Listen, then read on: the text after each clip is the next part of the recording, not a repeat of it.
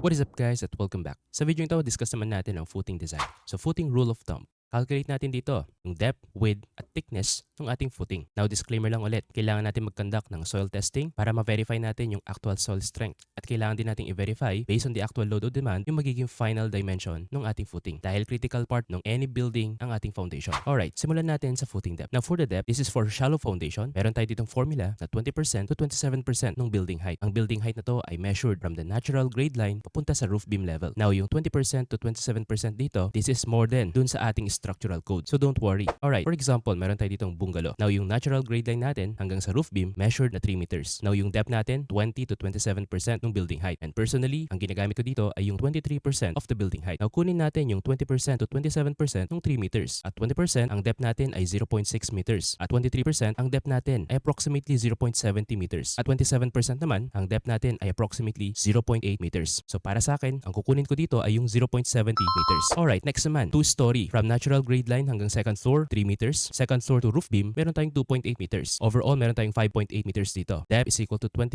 to 27% of 5.8 meters. At 20%, depth natin ay equal to 1.2. At 23%, depth natin is approximately 1.35 meters. At 27%, depth natin is approximately 1.6 meters. Then again, ang kukunin natin dito ay yung 1.35 meters. Alright, next naman, para naman sa ating dimensions. For bungalow, now assuming meron tayo dito ang ganitong framing system. Now yung magiging foundation natin sa bungalow, okay lang na magkakamuka, okay lang na pare-parehas. So tawagin natin tong mga footing 1. Now ang minimum dimension natin para dito is 800 by 800 mm.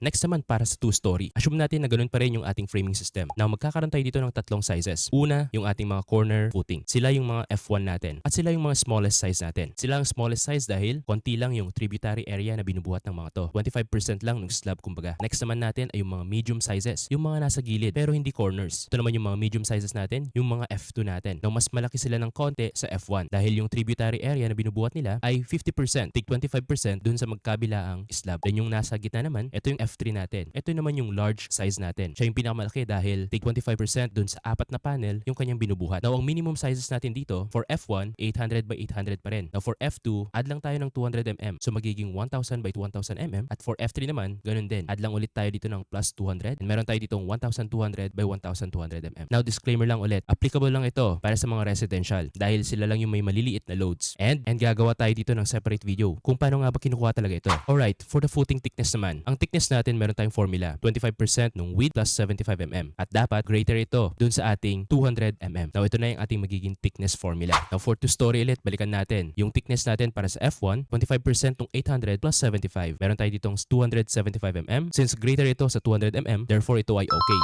For F2 naman, ang ating thickness ay 325 mm. For F3 naman, 375 mm. Then again, i-check natin yung one-way and two-way shear neto. Dapat ito ay kinakalculate ng isang structural engineer or civil engineer. So yun lang yung ating footing rule of thumb. Gawa tayo ng part 2 neto, yung mas detailed na calculation ng footing dimension. Kung nagustuhan mo yung video ito, please like, share, at comment mo na rin kung anong nagustuhan mo sa video ito. And huwag mo na rin kalimutan mag-follow. Thank you.